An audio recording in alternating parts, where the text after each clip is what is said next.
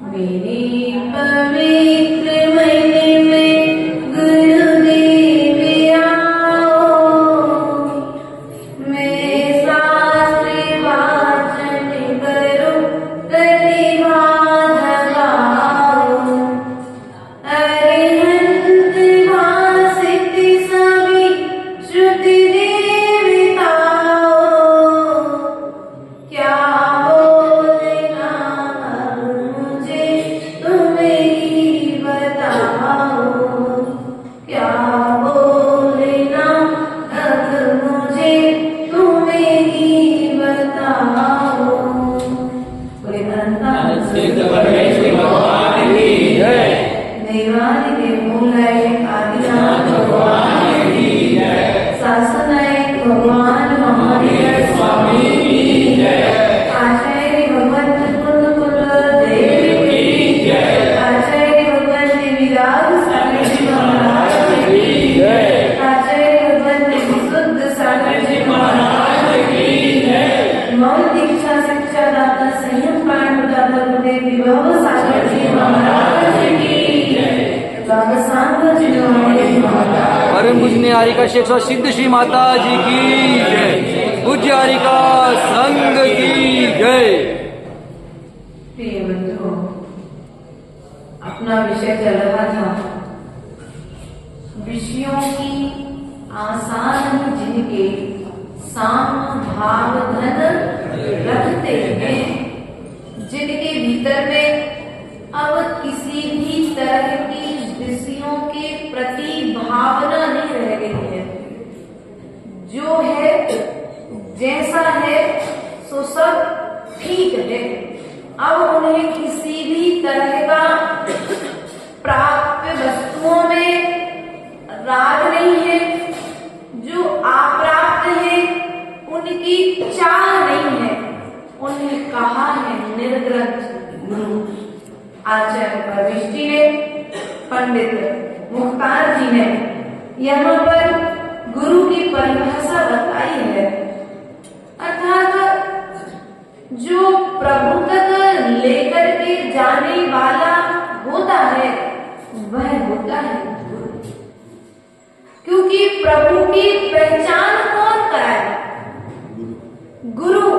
प्रभु तो मौन लेकर के बैठे हैं, वे हमें आकर के नहीं बताएंगे कि हमारा स्वरूप कैसा है, लेकिन हमारे ऊपर हमारे गुरु का इतना उपकार है, परम गुरु का इतना उपकार है कि उन्होंने हमें दिव्य ध्वनि में बतला दिया कि भैया तुम भी भगवान बन सकते हो। तुम्हारे भीतर में भी भगवान बनने की क्षमता है। वह क्षमता का उजागर कब होगा? आपने चित्र अनावरण किया होगा, बहुत बार किया होगा। हर बार कुछ बड़ा कार्यक्रम करते होगे तब करते ही होगे निश्चय। आपने उस पर्दे को हटाया कि पर्दे के पीछे रखा गुरुजनों का चित्र, प्रभु का चित्र तुम्हारे लिए दिख गए। समय लगा क्या? बस गुरु ने भी यही बात बतलाई है कि तुम्हारे भीतर में भी एक प्रभु विराजमान है। उस प्रभु को तुम्हें यदि देखना है तो तुम्हें मोह के पर्दे को हटा, और जब मोह का पर्दा हटेगा तो प्रभु का अपने भीतर में जो प्रभु विराजमान है वह प्रभु हमें दिखाई देता। प्रभु तक पहुंचने के लिए आप जब व्यापार प्रारंभ करते हैं तो व्यापार के पहले आप जो व्यापारी रहता है उससे सलाह लेते हैं। भाई हम व्यापार करने जा रहे हैं, कपड़े का व्यापार कर रहे हैं, किराने का कर रहे हैं, बर्तन का कर रहे हैं या मेडिकल कर रहे हैं, जो भी आप जिस भी लाइन में जाते हैं पहले आप जो कर चुका होता है उससे एक बार जानकारी ले लेते हैं ना। बस यहाँ पर वही बात आचार्य भगवंत ने कही है, पंडित मुख्तार जी ने कही है कि तुम्हें प्रभु यदि बनना है, तुम्हें यदि गुरु बनना है तो पहले गुरु के स्वरूप को जान लो, गुरु के रूप को जान लो, गुरु के आचरण को जान लो, तब कहीं जाकर के तुम गुरु बन जाओगे। क्योंकि पहला गुरु जो बच्चों को गर्भ में रख करके जन्म देकर के संस्कार देती है, ऐसी माँ को पहला गुरु का क्या कहा है? प्रथम गुरु कौन है बच्चे के? माता और पिता। 8 वर्ष अंतर मुहूर्त के पश्चात निर्गत गुरु हमारे लिए मोक्ष मार्ग की प्रेरणा देते हैं, और यदि विद्यालय आदि में पढ़ते हैं तो उपाध्याय हमारे लिए ज्ञान, सम्यक ज्ञान देकर के हमारे जीवन को संभालते हैं। लेकिन यदि गुरु का चयन सही नहीं है तो पूरा जीवन बेकार है। और यदि गुरु का चयन तुमने सही से कर लिया, स्कूल में बच्चे को पढ़ाते हो हेमंत भैया, स्कूल में एडमिशन कराना था बच्चे का, तो स्कूल की जानकारी ले रही थी, भैया स्कूल कैसा है, और जब स्कूल की जानकारी ले रही थी तब कहीं जाकर के आपने अपने बच्चे का एडमिशन अच्छे से अच्छे स्कूल में कराया था। बस हमारा भी आपसे कहना है, आपको अच्छी डिवीजन से पास होना है, अपने भविष्य को यदि अच्छे से संभालना है तो सम्यक ज्ञान प्रदान करने वाले गुरु का चयन कर लो। जिससे आप गुरु बनाने जा रहे हैं उसके पूर्व की भूमिका जान लो, और भविष्य में उसका रिजल्ट क्या मिलेगा यह बात जान लो, तब कहीं जाकर के तुम्हें जीवन में सफलता मिलेगी, वरना सफलता मिलने वाली। यहाँ पर क्या कहा? जो विषयों से रहते हैं, किससे रहते हैं? कौन से विषयों से? इंद्रियों के विषयों से। अब उन्हें स्पर्श इंद्री की किसी विषय की जरूरत, उन्हें रसना इंद्री की कोई विषय की जरूरत, उन्हें घ्राण इंद्री, चक्षु इंद्री और कर्ण इंद्री के विषयों की जरूरत। वे कौन है हमारे? बोलो तो। वे हमारे गुरु हैं, और गुरु से ही प्रभु बनने की यात्रा प्रारंभ हुआ करती है। ऐसे परम गुरु। और दूसरे पद में क्या क्या? विषयों की आशा नहीं जिनके शाम भाव धन, जो विषयों से रहते हैं, कागज के नोट जिनके पास में नहीं है, जो समता रूपी धन से सहते। कौन से धन से सहते? समता रूपी धन से सहते, वे हमारे गुरु हैं। और जो निज और पर अपने कल्याण में भी लगे रहते हैं और दूसरे के कल्याण में भी निरंतर पुरुषार्थ करते रहते हैं, ऐसे गुरु हमारे गुरु बनने के योग्य हैं। निष्दिन तत्पर रहते हैं, स्वार्थ त्याग की, किसी भी तरह का स्वार्थ। भैया हम तुमको एक मंत्र दे रहे हैं, तुम्हारा ये काम सिद्ध हो जाए तो फिर तुम हमारा काम सिद्ध। अपेक्षा किसी भी तरह का कोई तुमसे वापस लेने की इच्छा। उन्हें निर्गत गुरु कहा है, ऐसा नहीं कहा कि भैया हम तुम्हारे नगर में तो आ रहे, पहले बताओ तो चौका कितने लगेंगे, प्रभावना ज्यादा अच्छी हो जाए तो एक काम करना, हमने 10 दिन को पास करे हैं, कम से कम पारना के दिन तो चौका बहुत सारे दिखना चाहिए। एक काम करना, पड़दान करने सब लोग खड़े होना अपने अपने दरवाजे, लेकिन हमारा चौका तो 10 दिन, हमारा चौका तो पारना वाला फिक्स है, तो तुम लोग घबराना नहीं, लेकिन वीडियो बनेगी ना तो थोड़ा अच्छा लगेगा। अरे अब क्या है, गुरु का स्वरूप है क्या? बोलो तो। तुमने दिखावे के लिए साधना की थी कि तुमने कर्मों की निर्जरा के लिए साधना की थी? यदि कर्मों की निर्जरा के लिए तुमने साधना की है तो वह कर्मों की निर्जरा करने वाली है। और 10 पास करने के बाद में उसके बदले में तुमने ख्याति की इच्छा रखी, मेरा बहुत नाम हो जाएगा, मैंने 10 पास कर लिए, 5 पास कर लिए, 1 पास कर लिया, और अगर मान के चलो उसी दिन समाज में कोई नहीं हुआ खड़ा, भैया महाराज को एक ही चौके में जाना पहले से फिक्स है, तो क्यों इतना परेशान होते हैं? हाँ, लेकिन फिर भी आज मीडिया का जमाना, इसलिए प्रिय बंधुओं प्रयास और पुरुषार्थ करो कि साधु साधक के लिए दे दो, लेकिन बदले में लेने की भावना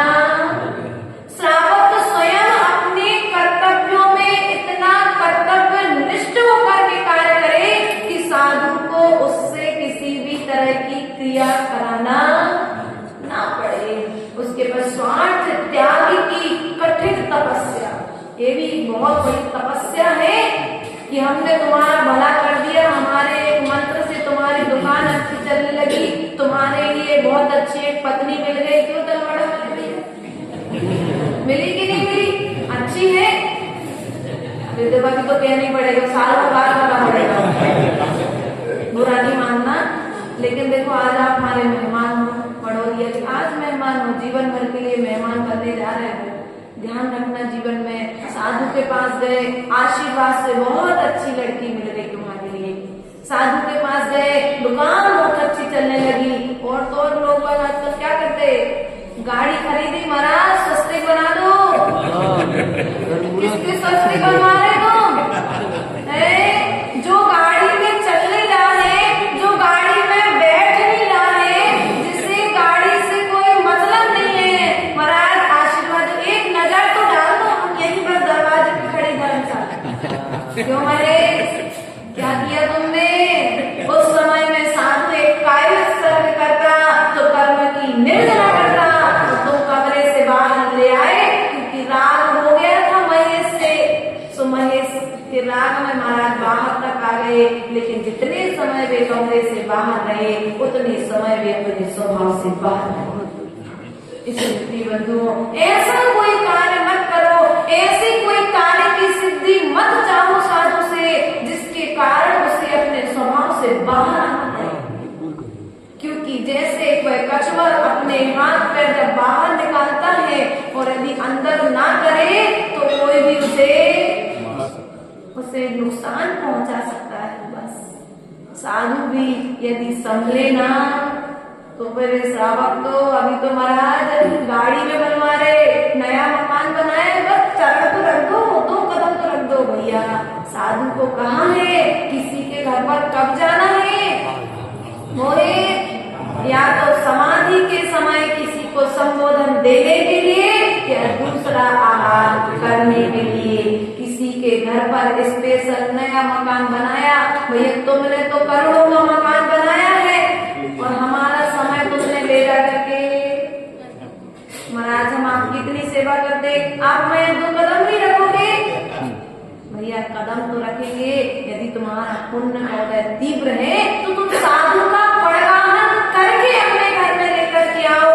यदि तुम राग भाव पूर्वक साधु को लेकर के आओगे तो कहीं ना कहीं वह विषय अप्रभावन का कारण बनेगा। साधु को साधु के स्वरूप में रहने के लिए, रहने देने के लिए हम श्रावकों को भी जागृत होना पड़ेगा। साधु का स्वरूप क्या है? यहाँ पर कह रहे स्वार्थ त्याग की कठिन तपस्या। बिना स्वार्थ की तपस्या करना बड़ा कठिन है आज के समय में। पंचम काल में कोई श्रावक आ जाए, कोई बहुत पैसे वाला व्यक्ति आ जाए और अपने मुख से ये ना निकले कि महेश तुम ये काम कर दो, तो बहुत बड़ी तपस्या है। और महेश बार बार पूछता है, माता जी कोई काम नहीं भैया, हमारा कोई काम नहीं है, हमने तो निष्काम बनने की यात्रा प्रारंभ की है, अब हमें तो श्रावकों से कोई काम। श्रावकों का तो मात्र कर्तव्य है साधु के आहार कराना, विहार कराना और निहार की व्यवस्था। इन 3 कामों को यदि साधु श्रावक ईमानदारी से करता है तो साधु अपनी साधना में संलग्न होकर के स्वाध्याय आदि निर्दोष तरीके से। महाराज स्वाध्याय का टाइम था, बस महाराज हम अभी तो हमारे ट्रेन का टाइम हो रहा है, 5 मिनट हमसे बात कर लो आप। अरे हमारे पास भी आती ऐसा नहीं है, बाहर से कोई आए, माता जी बस हम तो अभी जा रहे 5 मिनट में, आप 5 मिनट का टाइम दे दो। वो 5 मिनट का स्वाध्याय का टाइम हमने तुमको दे दिया। 25 लोग हमारे सामने में बैठे थे। अब प्रत्येक व्यक्ति के 5 मिनट के हिसाब से प्लस करो तो कितने हो गए? पूरे 2 घंटे लगभग हमने 2 घंटे 5-5 मिनट सबके किसको दे दिए? एक। अब 2 घंटे 25 लोगों के बर्बाद किए हैं, उसका अनर्थ दंड का पाप। बल्कि साधु के पास जाओ, महाराज हम तो बैठे 5 मिनट लेट चले जाएंगे, लेकिन आप अपनी पूरी क्रियाएं पहले। ये कहने वाला कोई श्रावक है क्या? हमारे पास टाइम नहीं महाराज, एक फोटो तो खिंचवा लो। हम आपके पास आए थे तो हमें ग्रुप में डाल के क्या किया तुमने? बोलो तो। साधु को स्वभाव से बाहर लेकर के आए थे। अब वो जब बाहर में आकर के जो क्रिया तुम कर रहे थे, यदि धोखे से उसे उस तरीके की लत लग गई तो फिर तुम्हारा तो कुछ नहीं था, तुम्हारे सिर पर तो छत थी, लेकिन साधु के पास ना तो छत थी और ना ही लंगोट थी। उसकी जिंदगी तो साधु तो रहेगा लेकिन जीवन में अतिचार। इसलिए कभी भी ऐसा कोई कार्य साधु के पास बैठ करके मत करो जिस कार्य को देख करके भविष्य में तुम्हें गिरानी पैदा हो। जैसा स्वरूप तुमने इन शास्त्रों में साधु का पढ़ा है, वैसे स्वरूप को निभने और निभाने में आप सभी को सहयोग करना पड़ेगा। तब इस पंचम काल में निर्ग्रंथ मार्ग की निर्दोष साधना संपन्न होगी। स्वार्थ त्याग की तब कठिन तपस्या बिना खेद, जो किसी भी तरह का खेद। अरे हमने कल बोला भी था कि अच्छा ये ठंडा मौसम हो रहा है, पूरा बना देना, चील रहा बना देना, लेकिन आज तो बना ही नहीं है मंत्र ने। मैंने बोला भी था, अब क्या होगा भीतर में रसना इंद्री पर विजय नहीं होगी ना, तो क्या होगा? खेद होगा। नाना तरह के विकल्प उत्पन्न होंगे। हमने कहा था मैं ऐसा कवर चढ़ा देना जिनवाणी पर, नहीं चढ़ा कवर, क्या हो गया? अब खेद उत्पन्न होगा। ऐसा पलासना होना चाहिए हमारी टेबल पर, ऐसा ऐसे पेन होना चाहिए हमारा, वो सबसे महंगा वाला जो पेन है, जो अभी अभी कुछ दिन पहले एक महाराज को फोटो में लिए थे, वो वाला पेन देंगे महाराज हम आपको लाकर। काय के लिए दोगे?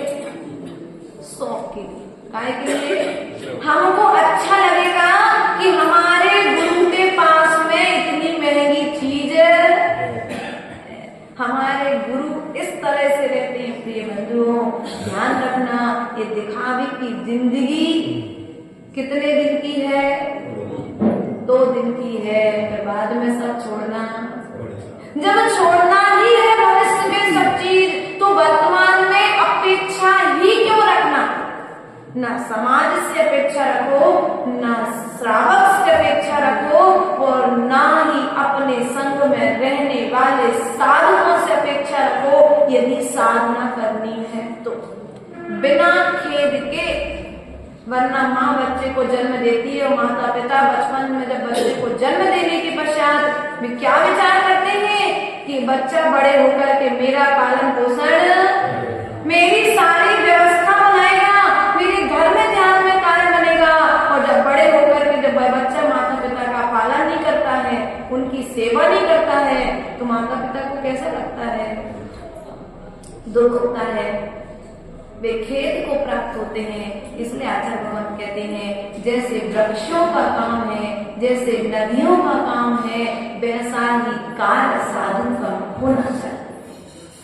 देना तो होना चाहिए, लेकिन लेने का भाव नहीं होना चाहिए। उसी का नाम है साधु। यदि देने के बाद लेने का भाव हो गया तो फिर तुम्हारी साधुता, भैया हमने तो तुम्हारे साथ इतना अच्छा किया, तुम हमारे लिए क्या कर रहे हो? हम तुम्हारे नगर में आने तो तैयार है, लेकिन चौका कितने लगेंगे? कितने चौका लगवाओगे ये तो बताओ। एक साधु रहेगा तो 1 चौका, 2 साधु रहेंगे तो 2 चौका, 4 साधु रहेंगे तो 4 चौका, और ज्यादा अच्छा प्रभाव हुआ तो पूरे बड़ौदिया में चौका लग जाएंगे। लेकिन साधु को अपने नगर से भूखा नहीं जाने देंगे। इसलिए प्रिय बंधुओं, विचार करना है। मोक्ष मार्ग की साधना, यदि साधु ने व्रतों को धारण किया है तो निर्दोष तरीके से पालन कराने का कर्तव्य किसका बनता है? बोलो तो। साधुओं का भी कर्तव्य है कि साधना करते हुए साधु को कोई विकल्प नहीं आना चाहिए, और यदि विकल्प आ रहा है तो अभी साधना का आनंद नहीं आएगा। साधना का आनंद लेना है तो विकल्पों को शांत करना पड़ेगा। आप बच्चे को भेजते हो ना स्कूल पढ़ने के लिए, बेटा तू तो पढ़ने दे, जाओ, बिल्कुल टेंशन मत कर, मैं खूब कमा करके भेजूंगा, तुझे जितना पढ़ना है तू उतनी पढ़ाई कर, तू पैसे की कोई चिंता। बच्चे को निर्विकल्प करके आप स्कूल पढ़ने के लिए भेजते हो, बाहर पढ़ाई करने के लिए आप भेजते हो बच्चे को निर्विकल्प करके। यदि बच्चे को पैसे का विकल्प रहेगा तो बच्चा पढ़ाई नहीं कर पाएगा। अब जब साधु साधना करने के लिए अपने भीतर उतरना चाहते हो तो वो उतरना चाहता है, तो उस समय फिर हम साधु को निर्विकल्पता क्यों नहीं दे पाते? ध्यान रखना, विकल्प भैया महेश बहुत विकल्प आते। कभी कभी जब समाज अपने दायित्वों से पीछे हटती है उस समय, खैर हमारा तो गुरुदेव के आशीर्वाद से इतना पुण्य रहा कि कभी किसी भी तरह की साधना में समस्याएं नहीं आई। जो स्वास्थ्य संबंधी आई तो वे भी प्रभु की भक्ति से, गुरु के आशीर्वाद से ठीक हो गई। लेकिन कई कई जगह पर ऐसे साधुओं से के भी दर्शन करने का सौभाग्य मिला और उनकी पीड़ा सुनकर के कभी कभी तो ऐसा लगा कि वास्तविकता में क्या पंचम काल का प्रभाव दिखने लगा है। कई कई साधकों के साथ तो समाज ऐसा व्यवहार कर लेती है कि उन्हें बुलाएगी लेकिन फिर बाद में चौका आदि के दिए चौकी के लिए परेशान होना। बड़ौदी जैसी समाज हर जगह की नहीं होती।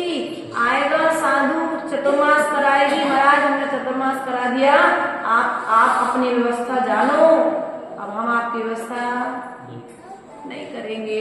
अब साधु को विहार तो करना ही है, नहीं है कोई यश कीर्ति नाम कर्म का तीव्र उदय, नहीं बन पा रही व्यवस्था, कोई पाप पूर्व जन्म का पाप कर्म का उदय चल रहा है, तो श्रावक को उतनी बुद्धि नहीं आ रही।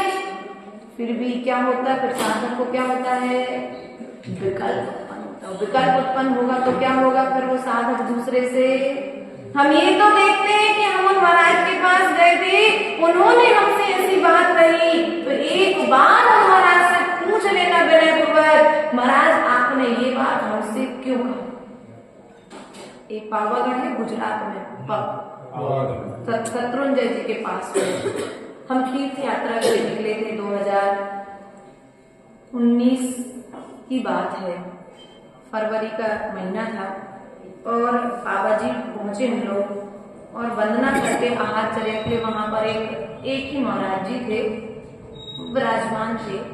मैंने उनसे पूछा कि महाराज ये गाड़ी चौका और आप अकेले ही हो महाराज जी, तो फिर आपको इतनी मतलब क्यों, देखो मैं बुंदेलखंड की हूँ तो थोड़ा सा जब ये सब चीजें देखते तो थोड़ा सा अजीब सा लगा।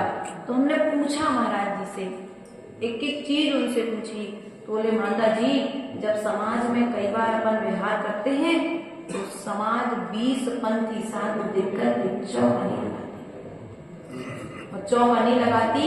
और ऐसे उनके साथ कहीं एक स्थान पर एक घटना हुई, तब उन्होंने उस समाज से, एक घर की नहीं 1000 घर की समाज से साधु ने मुंह के बिहार किया और बिहार करके गांव के आगे 10 किलोमीटर आगे चौका लगा करके आहार कराया। तो ऐसी परिस्थितियां, यदि साधु से निर्दोष साधना कराना चाहते हो तो साधु के साधना के योग्य माहौल बनाने का प्रयास और पुरुषार्थ करो, क्योंकि यदि श्रावक अपने दायित्व से पीछे होंगे तो साधु साधना तो करेगा लेकिन साधना करते हुए उसे साधना का रस प्राप्त नहीं होगा। रस कितना है, आंवला देखने को इतना बड़ा है लेकिन रस कितना तो निकलता, 1 चम्मच रस निकलता है 1 आंवले, और यदि वो आंवले का रस ही हाथ में नहीं आया तो पूरे 24 घंटे में साधना करने पर भी यदि कर्म की निर्जरा नहीं कर पा रहा है साधु, तो साधना करना भी फिर बेकार हो जाएगा। इसलिए प्रिय बंधुओं, साधु को किसी भी तरह का खेद उत्पन्न नहीं होना चाहिए। भैया हमारी पहचान के साधु नहीं थे, तो ठंड के दिनों में आए थे तो हमने कमरा नहीं किया, आएंगे नहीं होगी व्यवस्था तो अपने आप चले जाएंगे। ऐसे भी कई जगह समाजों में व्यवस्थाएं देखने में आती हैं और ऐसा भी करते हैं, साधु आए हैं, कहीं कहाँ रुकना है। एक भोपाल में घटना हुई 2022 में मेरा चातुर्मास, उसके पहले एक घटना हुई कि साधु मंदिर के दरवाजे पर खड़े हैं और समाज ने कह दिया संत निवास की चाबी नहीं मिली। शाम हो चुकी है। साधु को व्यवहार नहीं करना। इसलिए प्रिय बंधुओं, तुम्हारे लिए तो एक ही उपाय हम कहेंगे, यदि तुम अपने जीवन में अब कुछ अच्छा करना चाहते हो तो कभी अपने निमित्त से साधु के मन में विकल्प उत्पन्न नहीं हो। तुम उसकी साधना में सामयिक करा पाओ या ना करा पाओ, लेकिन ऐसा कोई काम मत करना कि उसकी सामयिक छूट जाए या उसे ऐसा लगे कि मैंने दीक्षा लेकर के गलती कर ली। क्योंकि समाज जब अपने दायित्व से पीछे हटती है तो वह बड़े बाप की औलाद भी ये सोचती है मैंने दीक्षा लेकर के, घर में बहुत संपन्न था, एक इकलौती संतान थी अपने माता पिता की, उसने मोक्ष मार्ग पर बढ़ने का विचार कर लिया और बढ़ भी गया, मुनि बन गया, साधना करने के लिए तत्पर है। लेकिन हम श्रावक कभी कभी संघवाद और पंथवाद के चक्कर में, इसलिए ध्यान रखना, संघवाद पंथवाद किताबों तक रहने दो। यदि तुम्हें वर्तमान में कुछ अपने प्रति अच्छा करना है तो साधु की सेवा करने से पीछे मत हटना, क्योंकि वर्तमान में पंचम काल में कुंद स्वामी ने अष्टपावण ग्रंथ में वर्तमान के भगवान यदि किसी को कहा है तो निर्ग्रंथ मुनिराज को कहा। ये अचेतन प्रतिमा है, चलती फिरती चेतन प्रतिमा तो निर्ग्रंथ मुनिराज को कहा है। उन्होंने कहा है जिस दिन तुम्हारे नगर में निर्ग्रंथ मुनिराज आए और नगर में कोई चौका लगाने वाला नहीं हो तो उस दिन तुम्हें द्रव्य से पूजा नहीं करना, घर में कलश भर करके लेकर के जाना और प्रभु के लिए गुरु के लिए चौका लगा लेना। अभी तक तो तुम पंक्तियों में पढ़ करके पूजा कर रहे थे, आज तुम्हें भावों से पूजा करने का सौभाग्य। ऐसा विचार करना है, क्योंकि आज तक हमने पढ़ा तो है, क्या पढ़ा? देव शास्त्र गुरुपन पढ़ते ना, कौन सी पूजा करते हो? देव शास्त्र केवल रवि किरणों वाली पूजा करते हो आप लोग। समुच्चय पूजा में अभी आप लोग पढ़ रहे थे, गुरु का स्वरूप तो पढ़ रहे थे, लेकिन जब गुरु सामने आए तो ये हमारे महाराज जी नहीं है समूह फेर करके। अरे भैया पहले ये तो बताओ कौन से संघ के महाराज आए, तब आगवानी को चलेंगे। उस प्रकार की आगवानी बोलो तो उस प्रकार की आगवानी होगी जिस संघ का साधु होगा, वरना दो लोग लेके चले जाओ, महाराज आ जाएंगे, समाज में किसी से कह दीजिए तुम चौका लगा लेना, व्यवस्था बन जाएगी और फिर शाम तक महाराज का व्यवहार रुकने का निवेदन नहीं करना कोई भी कि वो अपने पहचान वाले महाराज, अपने संग वाले महाराज। अब बताओ तुमने किसके प्रति भेदभाव किया? बिना खेद के साधना करानी है ना तुमको, निर्विकल्पता से तुम्हें साधना करानी है ना साधु से, तो कैसे कराओगे? एक बच्चे को तुम्हें उसके भविष्य को संभालने के लिए तुमने उसे बाहर भेजा तो तुमने उसके कह दिया कि बेटा चिंता नहीं करना, और साधक जब अपने भविष्य से वर्तमान से लेकर के भविष्य और भविष्य में भगवान बनने की तैयारी कर रहा है तो हम उससे उसकी साधना में कितने सहयोगी बन रहे। जिस समय तुम्हारे नगर में कोई वृद्ध साधु आए प्रवचन ना कर पाए महेश, तो उस समय ये विचार करना यदि मेरे पिता होते क्या मैं उनके साथ यही व्यवहार करता? क्या यदि कोई साधक वृद्ध अवस्था में श्रावक दीक्षा ले ले तो उसे अपने माता पिता के तुल्य देखना कि जो व्यवहार मैं साधु के साथ कर रहा हूँ क्या अपने पिता के साथ यही व्यवहार करता? और यदि मेरे पिता ने दीक्षा ली और किसी दूसरी समाज ने मेरे पिता के साथ ऐसा व्यवहार किया तो क्या मैं सहन कर पाता?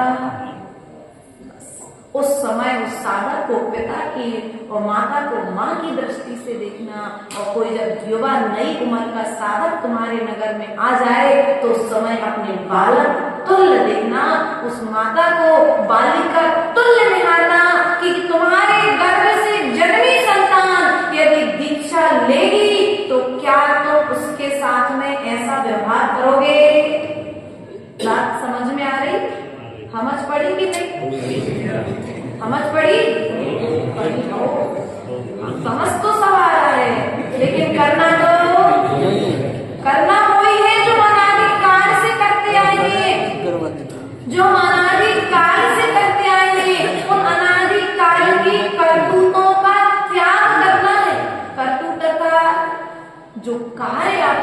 आए हो उन कार्यों का त्याग कर दो, क्योंकि अभी भी बाजी हारे नहीं हो, अभी भी बाजी तुम्हारे हाथ में है। कभी कभी पुण्य के उदय से हारी हुई बाजी भी व्यक्ति जीत जाता है।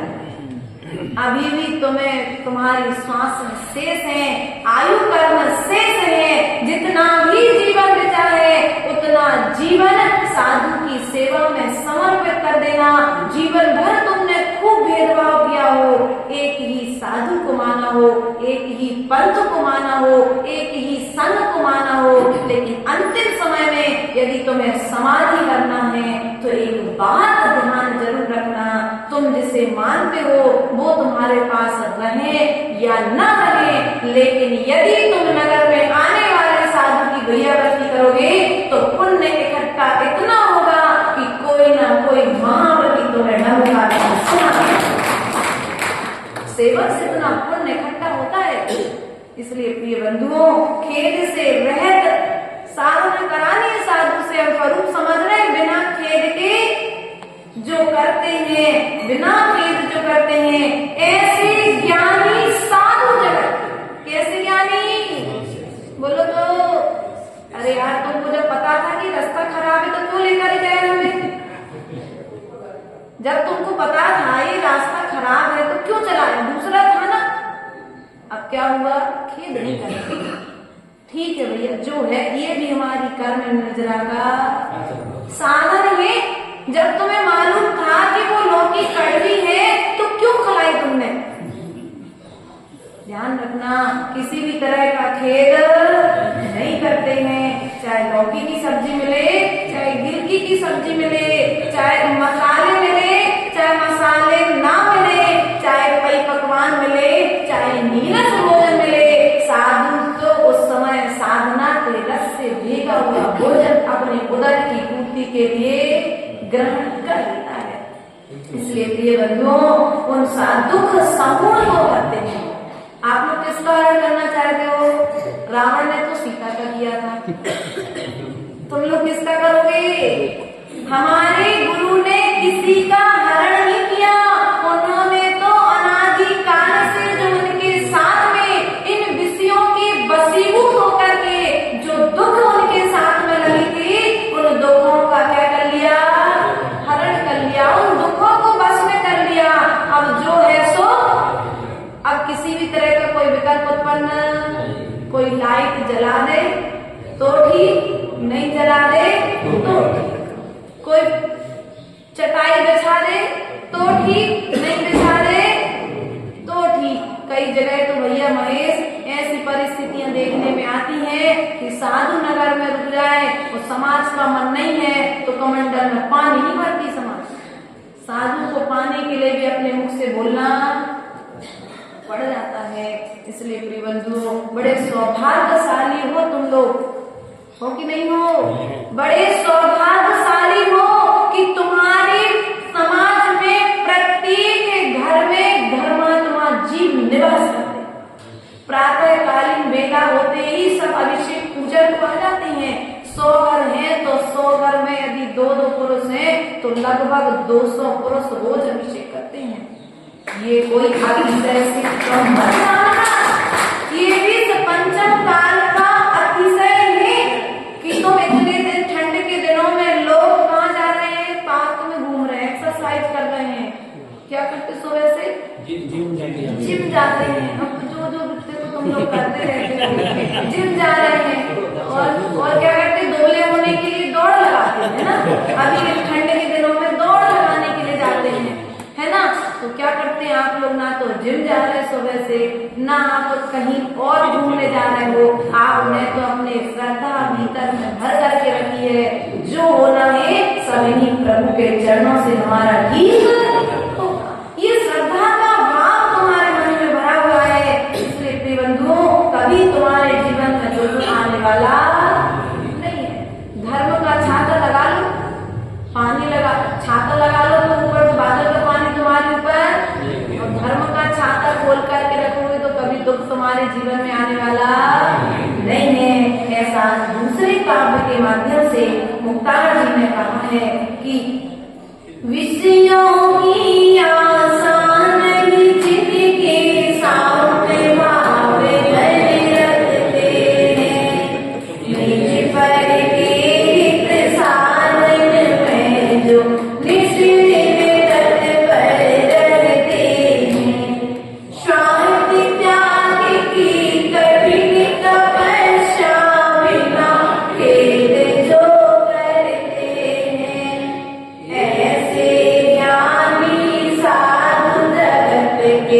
दुख समूह को हरते हैं। बोले अनंतानंद